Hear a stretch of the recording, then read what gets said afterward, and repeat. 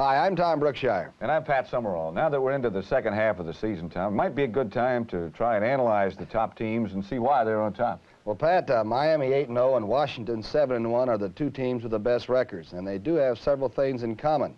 One is that it doesn't seem to matter much who's really the quarterback. Both the Dolphins and Redskins have defensive units with a few big names, but they have virtually no weak points. They just both play great defense. Well, they do, and on offense, they both seem to rely principally on their runners. And do they ever have the runners? And do they ever? Larry Brown and Charlie Haraway and Butch in the Sundance and Mercury Morris down in Miami, they're just unbelievable. They are. For the past 2 weeks, we've named running backs as our best of the week. And the way things are going this season, we may have to name a runner every week. But stay with us. We might surprise you with a defensive back or a place kicker. That'll have to come after the season's over. In San Diego last week, the Chargers and the Dallas Cowboys played what amounted to an inter-squad game, as 3 former Charger players, plus ex-head coach Sid Gilman, were new Cowboys, and 4 former Cowboys were new Chargers. The most illustrious and notorious of the Dallas-San Diego alumni did not stand at the head of the class. Yes, that was the famous escape artist in high-top shoes, Dwayne Thomas, who spent his warm-up time either practicing a 2-point stance or planning a new breakout.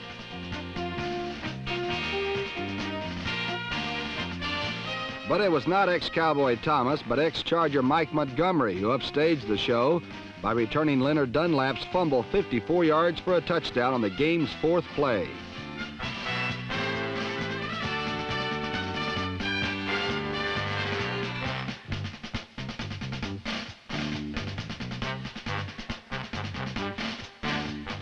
From there, it was all downhill for the Chargers. Quarterback John Hadle spent the first half running for his life and lobbing misdirected passes.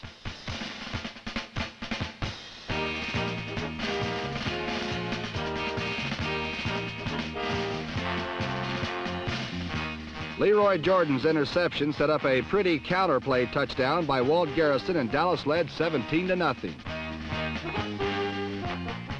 Then Mike Montgomery, that old Charger ghost, rose up again and threw an option pass to Ron Sellers.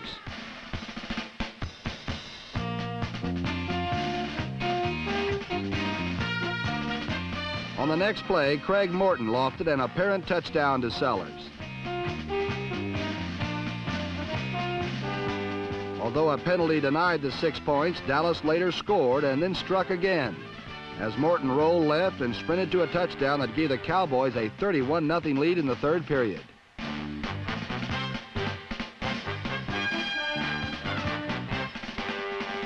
With such a surprising pad, Bob Hayes decided to warm up those old Olympic legs that had been rooted to the Dallas bench for several weeks.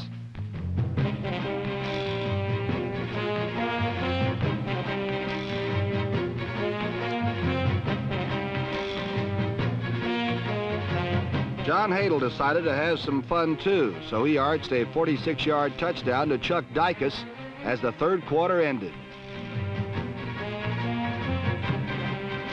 Hadle's fun-loving ways next touched Gary Garrison, who made an almost impossible catch, and suddenly it was 31-14 Dallas.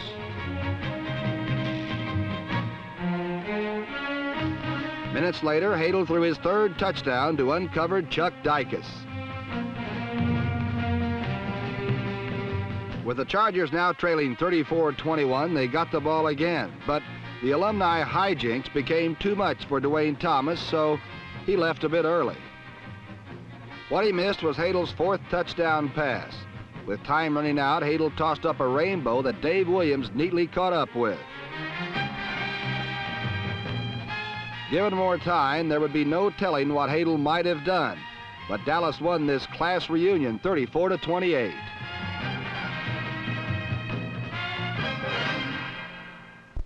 Elsewhere in the NFC East, for the 2nd week in a row, the Washington Redskins traveled to New York, and they took a big bite out of the Big Apple. This time, the happy ice cream eaters from Washington chewed up the Spearmint Gang out in Flushing, Long Island. With Billy Kilmer replacing the injured Sonny Jurgensen, the George Allen Ice Cream Company remains in high gear, showing its back to the rest of the NFC East.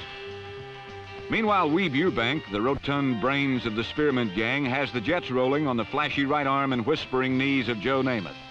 But this Shea Stadium contest with the Washington Redskins was vital to their playoff hopes. It was Billy the Tough Kilmer and not Nifty Joe who opened the game with a stunning strike. With Early Thomas and Chris Farasopoulos in his wake, Roy Jefferson brought home the bomb. The Redskins went up by 7.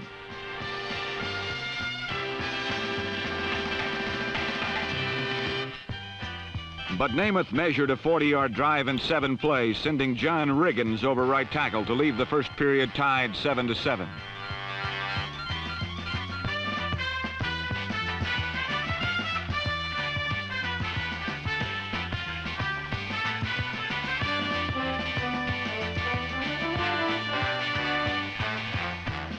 It looked as if the Jets were in control when Kilmer again sighted long for Jefferson and found the Jets' number 48, Gus Holloman, who added a 25-yard return. But New York was made to settle for a field goal and a 10-7 lead.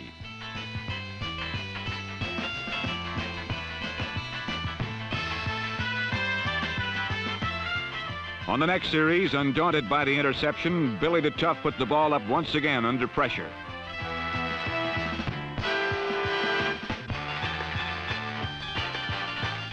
A different angle on a replay will show us what Billy had a worm's eye view of.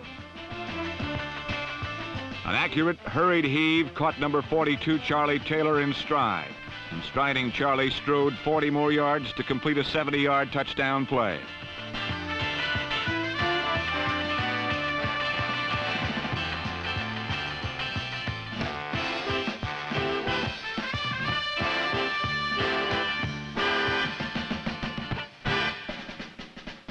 On the next play after the kickoff, Namath misconnected to the Redskins' Chris Hamburger.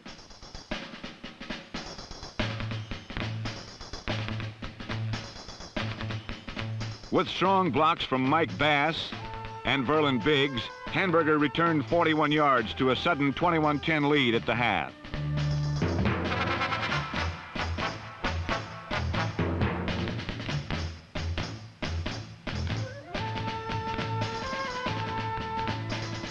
Late in the third period, Billy Kilmer turned to Larry Brown on a screen pass. Brown, who had been fairly shackled for 44 minutes, then burst his chains. Flexing his enormous desire, he ran 89 yards on a painful ankle to put the Jets behind 28-10.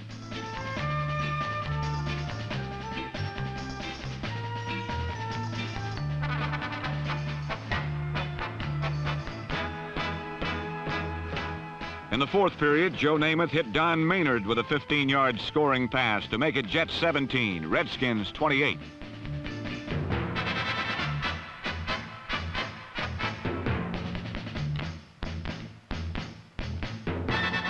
But Namath could do no more. Buried under Bill Brundage, the football squirted to Verlin Biggs, and number 89 veered into the end zone. The huge ex-Jet, Verlin Biggs, has been one of the happiest ice cream eaters of all. And this afternoon, as he has been all season, the mighty Biggs was the biggest factor in the battle for the line of scrimmage. He was on top of Namath for the first 3 sacks of the game. And now that he stood in glory with the pigskin in trust, the Redskins seemed unwilling to let him out.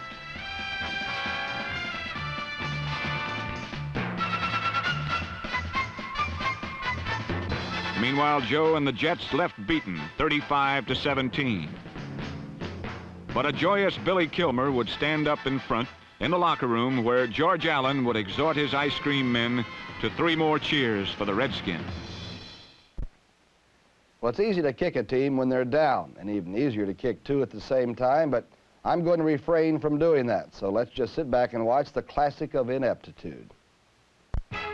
Last week, Philadelphia was the meeting place for a gaggle of flightless birds as the lowly regarded Eagles faced the lowly regarded Cardinals. Both teams displayed athletes who had trouble controlling their actions and reactions.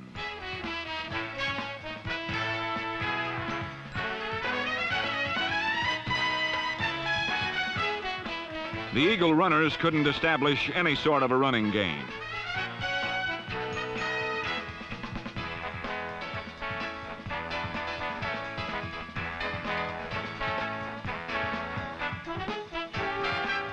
When Philly quarterback Pete Lisk was able to get his passing game going, he quickly negated his gains with errors. Once he lost a fumble at the Cardinal 1, and once he hit an ineligible and inhuman receiver.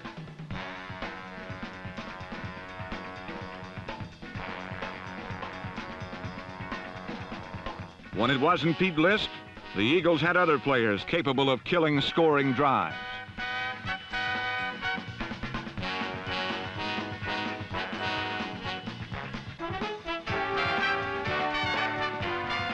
Meanwhile, the St. Louis quarterback, Tim Van Gelder, was faring no better.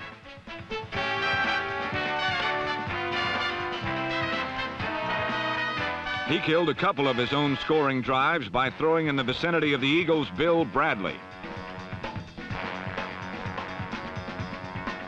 Bradley is an all-out ball player and one of the very few Eagles who is coveted by other teams in the NFL. Although shaken up a bit on this play, he came back with a vengeance.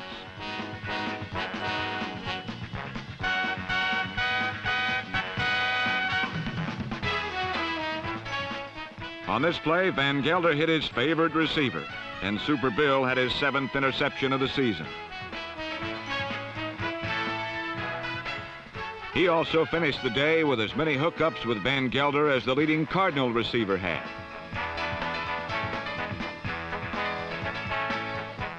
Finally, with the score tied at 6-6 with 17 seconds left, the Cardinals' Jim Bakken missed what could have been the winning 27-yard field goal. And in the end, those poor birds of a feather stuck together at 6. About this time last year, Pat, the Eagles didn't look that bad. In fact, the New York Giants didn't look like they belonged in the same league with the Eagles last year.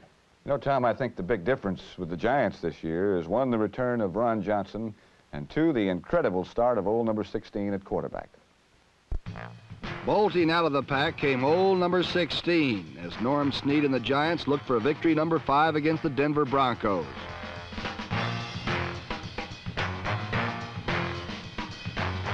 Right from the start, the old general cranked it up and let it fly.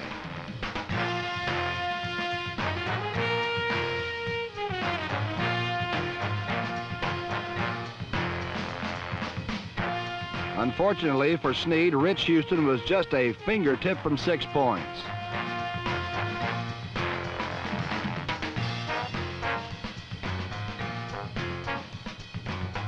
Undaunted, Norman kept on firing, but the Broncos hung tough as Charlie Greer picked Bob Tucker's pocket clean and stole the ball.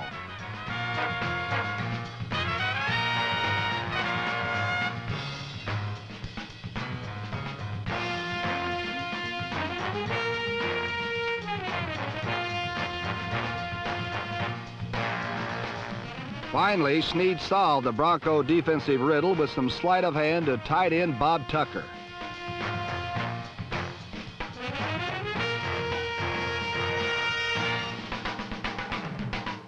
Then Snead connected with Tucker in a more conventional manner, and the big tight end turned a 3-yard pass into a 32-yard gain.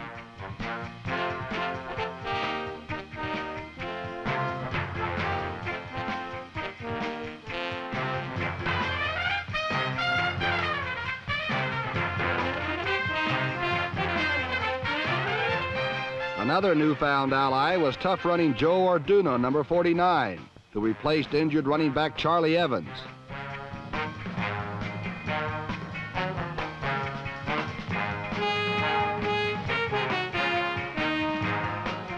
Orduno's roughhouse style netted him 6 points when he soared over the stacked Bronco defense.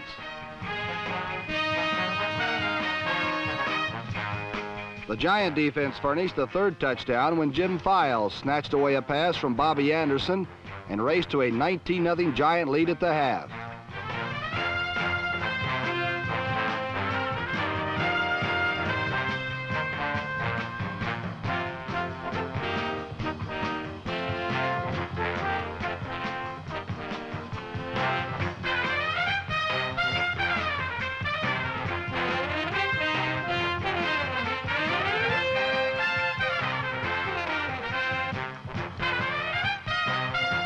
Four men had a hand in Denver's first score as the ball went from Steve Ramsey to Floyd Little to Bobby Anderson to completely forgotten Riley Odom's number 88.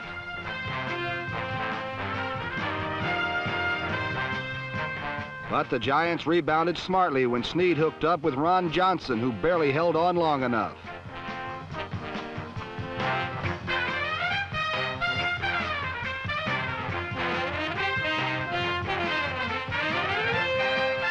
The beaten Broncos saved their best for last as Floyd Little rocked and socked to a 55-yard touchdown.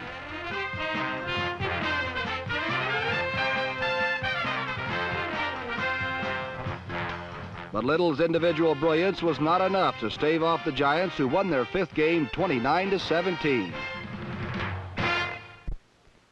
The featured attraction last week was in the black and blue division. It was the rematch between two young men who were vying for the title of toughest quarterback in the NFL. When the Chicago Bears and the Detroit Lions meet, all flashy, daring, and provocative activities are held at halftime. The rest of the afternoon is basic Central Division football, where it's tough to tell the quarterbacks from the linebackers without a program.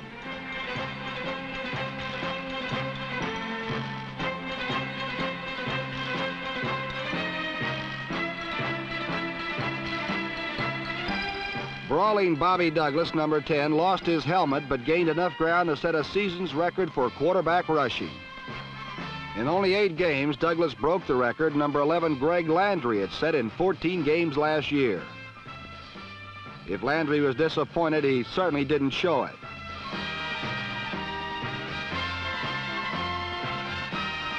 Although Douglas set the record, Landry outgained him for the day. But in the battle of running quarterbacks, only one statistic really mattered. Behind a double block by number 36 Steve Owens, Landry slid in for 6 points to provide the Lions with all the scoring they would need on this day. Landry's score, along with a short Owens touchdown, put Detroit up 14-0 after a half. But then the Bears closed off Landry's other avenue of attack. 4 times, Chicago diverted Detroit's air game with interceptions. 2 by cornerback Joe Taylor, number 20, as they shut the Lions out in the second half. But the damage had already been done as Detroit zeroed in on Chicago's one-man show and threw him for a shutout. Even in defeat, Douglas had set yet another record, most times losing helmet, career, breaking Kent Lyle Birdley's mark of 37 set in the 20s when helmets were made out of cardboard. And in the end, the Lions had the only record that really mattered, 5-3 to tie them for first in the Central Division. You know, Tom, it's a funny thing about those Lions. They've beaten the arch-rival Bears 9 times in the last 10 tries. But against the arch-rival Minnesota Vikings, they have lost 9 in a row. Pat, this week for Detroit, it's the rematch with those Vikings. And last week, Minnesota warmed up against New Orleans by allowing their fewest points of the season and by scoring their most points of the season. The once powerful Vikings entered the second half of the season with only 3 victories, none of them at home. The once fearsome Viking defense had reached the passer less than once per game. But last week brought the New Orleans Saints, and for once the Vikings looked not only purple, but powerful.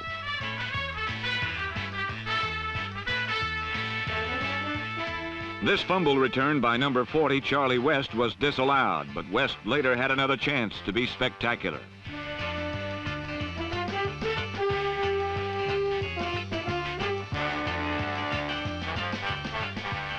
The NFC's top-rated defense intercepted Archie Manning 3 times.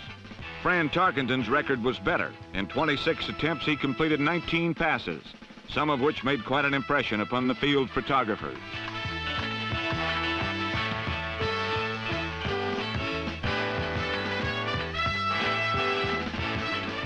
Tarkenton also threw 2 touchdown passes, one to the oldest running back in pro football, Bill Brown, a still spry 34-year-old.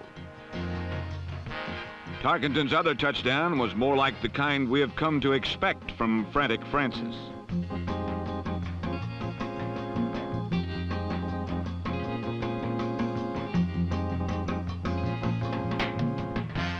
Tight end John Beasley got credit for this touchdown, and when the score got high enough, a new passing combination was born. Number 19, backup quarterback Bob Lee, to number 42, wide receiver John Gilliam.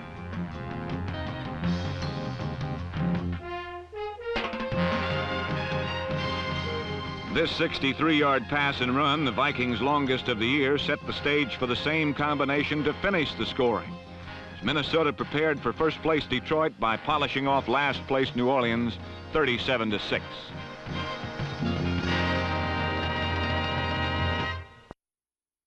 The Cleveland Browns have been somewhat of a surprise this year. So far, they're still in a race that almost everybody thought they'd be out of by now. However, their opponent of last week is not only out of the title race, Pat, but is so far down in the standings that you wonder if maybe they haven't struck oil. Last week, the Houston Oilers came gushing into Cleveland, long overdue for a win. And early in the first period, quarterback Dan Pastorini led them to the Browns' 1-yard line, where they failed to score on 4 attempts.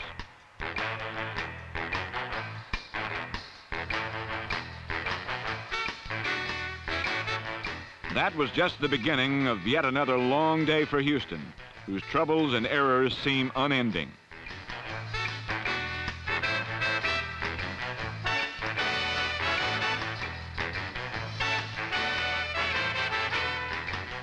Meanwhile, Browns quarterback Mike Phipps was having trouble identifying and hooking up with his receivers.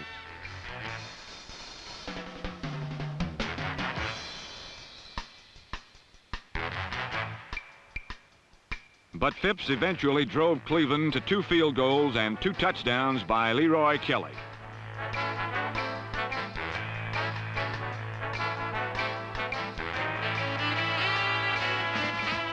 Kelly's last score gave the Browns an easy 20-0 victory.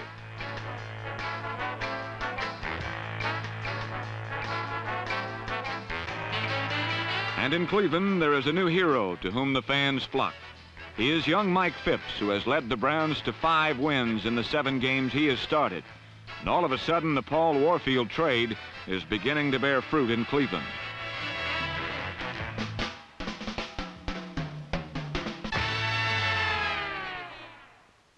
Well, Cleveland's victory kept the Browns only 1 game out of first place in that AFC Central, Pat. But now, Tom, they trail only 1 team, as the 2 teams that were ahead of them, Cincinnati and Pittsburgh, met last week in a battle for first place. 2 teams that had their problems last season have emerged from the woods this season to battle for their division title. Three Rivers Stadium in Pittsburgh was the site of the Steelers-Bengals clash to determine a division leader, as both teams showed up 5-2. Earlier this season, Cincinnati beat the Steelers 15-10, but they've been looking over their shoulders ever since. The character of the game was determined from the outset. On Cincinnati's first play from scrimmage, Ken Anderson and Doug Dressler slopped up a handoff, and Dwight White recovered on the Bengals 7. In a critical game for both teams, Pittsburgh got the first break and cashed in on the very next play, Johnny Fuqua doing the cashing. Too often in the past, the Steeler defense had created breaks that went unfulfilled by an inconsistent offense. But this season, the Steelers are a complete team. And now, when the defense holdeth, the offense moveth the ball. Later in the first period, Glenn Edwards returned 54 yards to set up a field goal.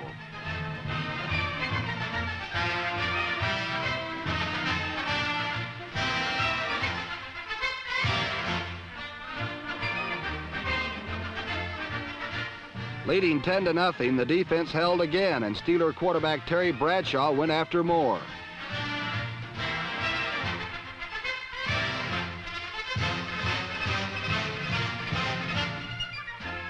Frank Lewis's great catch was out of bounds, and another field goal resulted.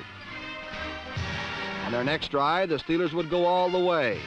Number 1 draft pick Franco Harris accounted for 56 yards of a 4-play, 84-yard drive. The last 28 were garnered when Bradshaw spotted Lewis again, this time safely in bounds.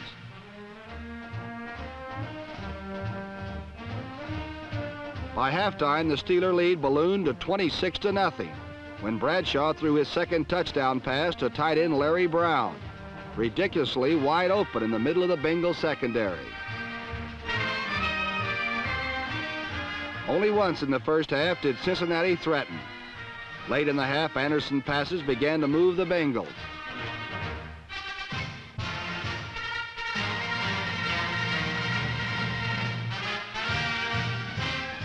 With a first down on the 9, Anderson spotted Essex Johnson, number 19.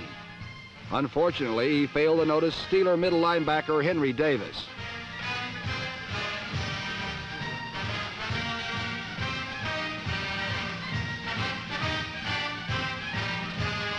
The Steelers lead the NFL in interceptions this season, an improvement in the one area that has long haunted them. Trailing by 26 at the half, the Bengals needed a drastic change. So for the second half, Paul Brown inserted Virgil Carter, number 11 at quarterback. And Carter found success using play action and rollout passes. Carter finally spotted Chip Myers, number 25, to set up one score, and later hit him for a touchdown. But Cincinnati's 14 third-quarter points were quickly negated by the Steeler offense.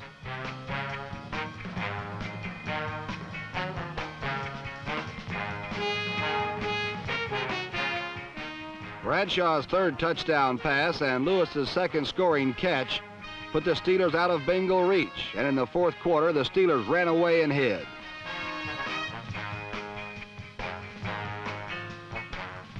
A 31-yard burst by Harris set up his short touchdown plunge as the Steelers ran up 40 points. Harris rushed for 101 yards, the third time in 4 weeks that the big rookie runner has hit the century mark. Trailing 40-17, Carter's only recourse was to throw, and the Steelers, aware of his plight, stormed in.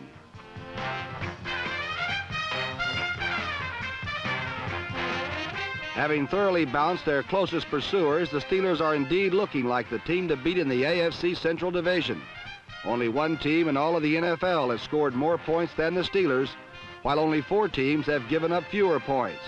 This great blend of defense and offense has everyone in Pittsburgh smiling as the Steelers near their first division title ever.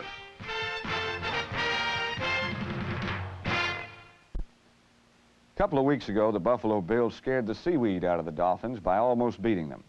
But last week in Buffalo, Miami proved to the Bills that although they are in the same division, they're not really in the same league. This is Miami coach Don Shula, a man who is bidding to become the first ever to lead a team to victory in every game of its season. And Coach Shula is making his bid without his ace of trump, the injured Bob Greasy. Replacing Greasy at quarterback is the wily veteran Earl Morrall.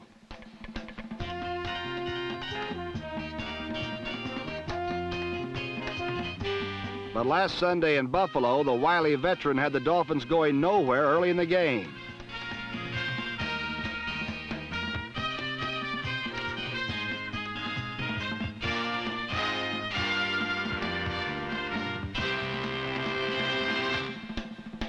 The Bills, who have come closer to beating the Dolphins than anyone else has this year, struck early as number 43 Tony Green stole a pass and sped in for 6.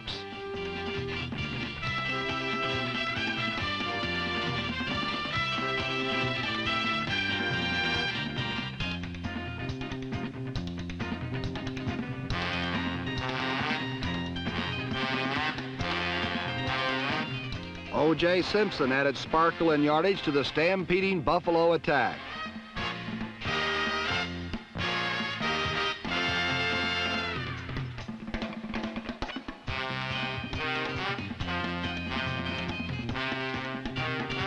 Dennis Shaw's pass to number 33 Randy Jackson kept the Bills close and had the Dolphins so worried that they were forced to unleash the weapons.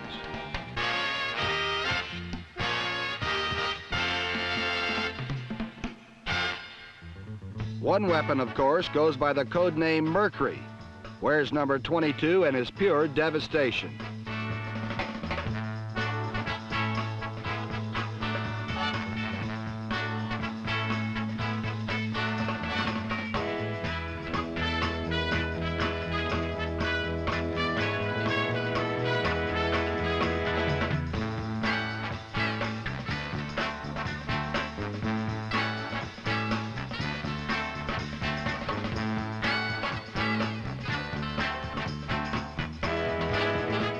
Another Miami weapon is codenamed Zonk, wears number 39 and is pure destruction.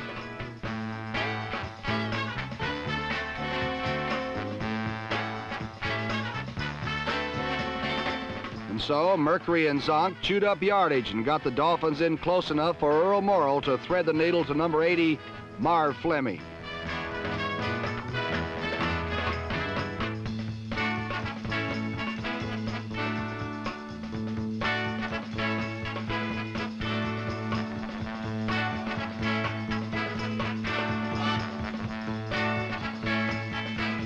Not wanting to miss out on the fun, the Dolphin defense descended on Dennis Shaw with malice as well as bad intentions.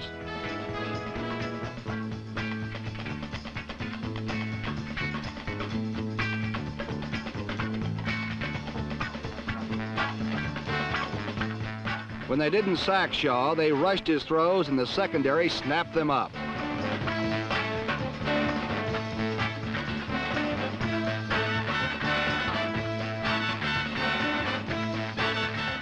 In the end, the Bills weren't even close as Mercury motored in for the Dolphins' 8th win in a row, 30-16.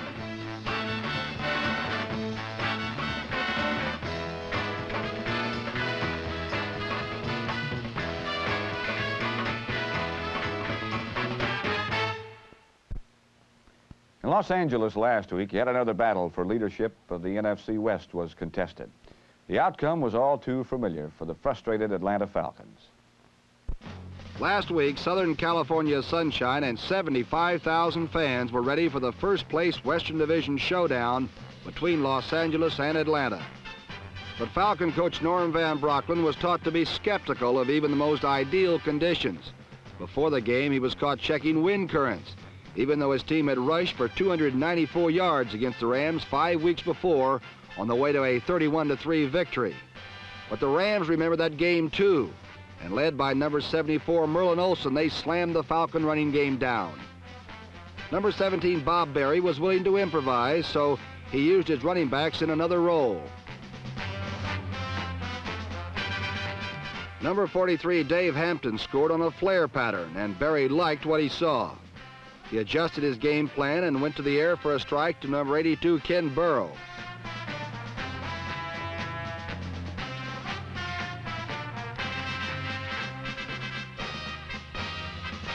But the play was called back when Berry was caught throwing from 1 yard past the line of scrimmage. This bit of good fortune was all the help that the defense would need.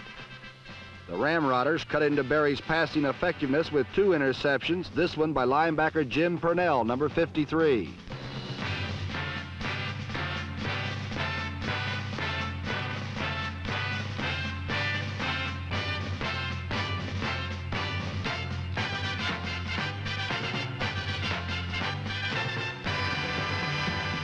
As for the Ram air arm, it was still gimpy. So number 18, Roman Gabriel, threw sparingly and with little effect.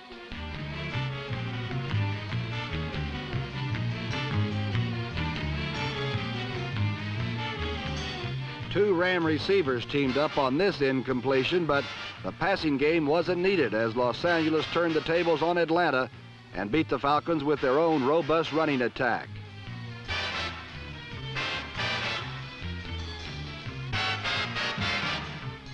Willie Ellison and rookie Jim Bertelsen, number 45, accounted for most of the 202 yards rushing in both touchdowns.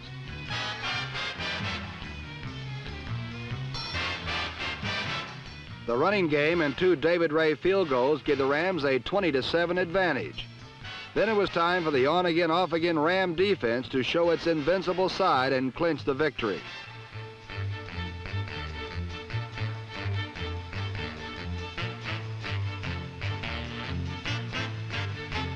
The Rams' 20-7 win gave them a game-and-a-half lead in the West and left the rumpled Falcons marveling at what a difference a few weeks can make.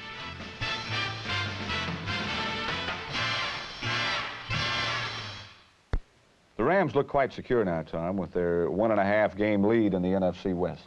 And in the AFC West, Pat, the Oakland Raiders also had a chance to increase their lead to a game-and-a-half over Kansas City, but the Chiefs had other ideas.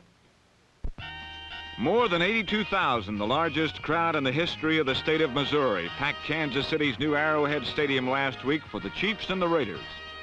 Oakland got close first, but cornerback Emmett Thomas rose up to stop Darryl LaMonica's only scoring threat of the day.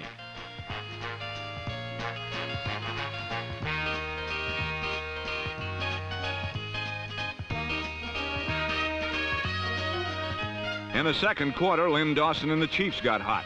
First with a pass to running back Wendell Hayes, number 38.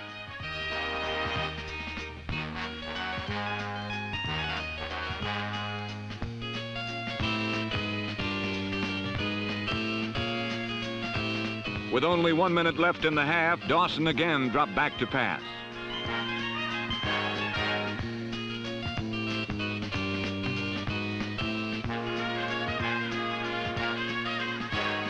From his back, Dawson called timeout, and with 38 seconds to play in the half, a play-action pass to rookie Robert West cleanly beat cornerback Willie Brown for a second Kansas City touchdown.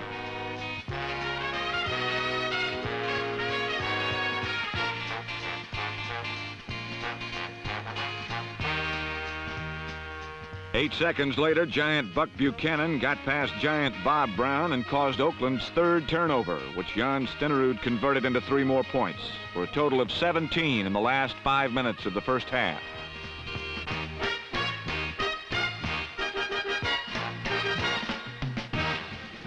In the third quarter, number 12, Ken Stabler, replaced Darryl LaMonica and finally got the Raiders' powerful offense in gear.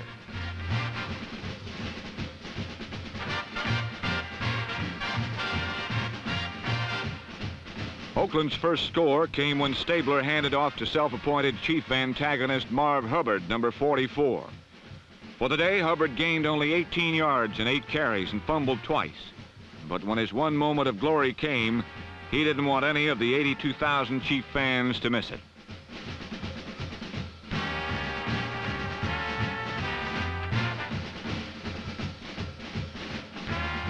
The Raiders might have taken over the game in the second half, but for the efforts of number 14, Ed Podolak.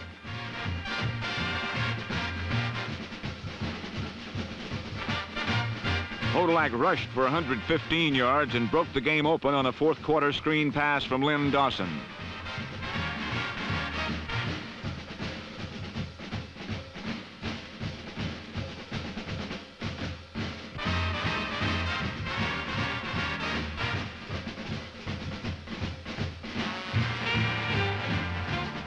For the Raiders, Ken Stabler kept firing and wound up hitting 14 of 23, including a touchdown to tight end Ray Chester, number 87.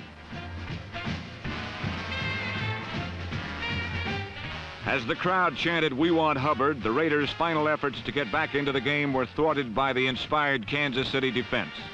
The Chiefs finally had their first victory at Arrowhead, and with it a half-game lead over the arch-rival Raiders. The fans at Arrowhead will not soon forget their first victory.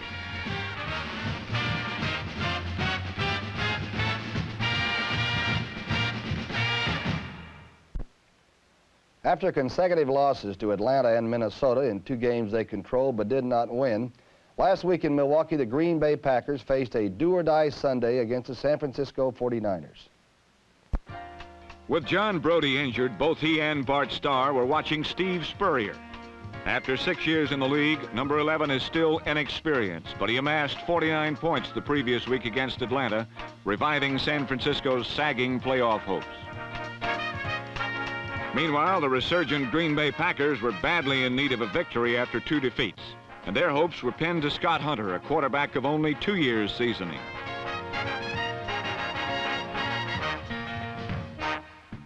Hunter and the Pack depend on a dominating running game, and in their second series, MacArthur Lane established that with a 24-yard burst up the middle.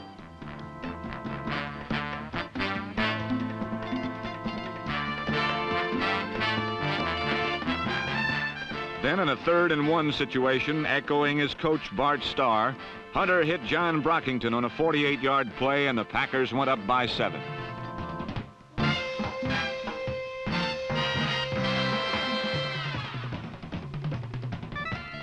San Francisco returned 69 yards in 9 plays, with Vic Washington sweeping 2 yards to tie it at the end of the first quarter.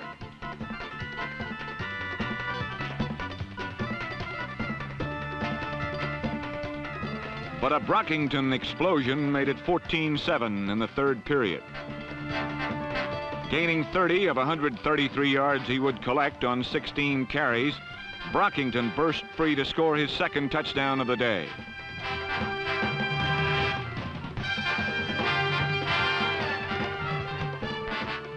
They call him the Crazed Camel for his running style. And in the 3rd period, Brockington scored his 3rd touchdown after a 14-yard camel walk around left end.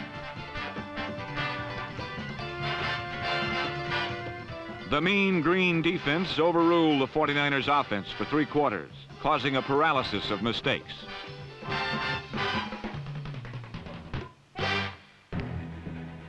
This Vic Washington fumble set up a Chester Marcole field goal and a 24-10 Packer lead.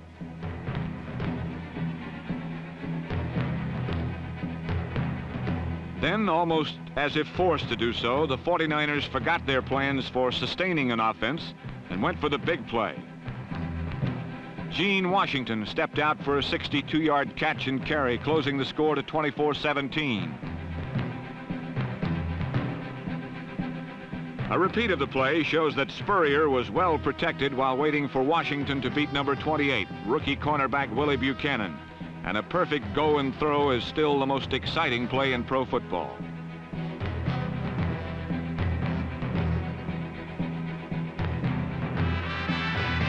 But Gene Washington, in his 4th year out of Stanford, was not finished. After a Packer field goal, Spurrier found number 18 open over the middle. And 17 yards later, the score was Green Bay 27, San Francisco 24.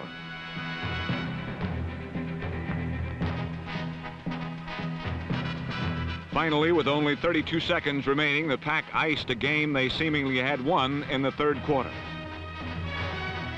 Number 48, Ken Ellis, picked off a Spurrier sideline pattern, and Green Bay had a much-needed 34-24 victory to stay tied for the lead in the NFC Central with the Detroit Lions.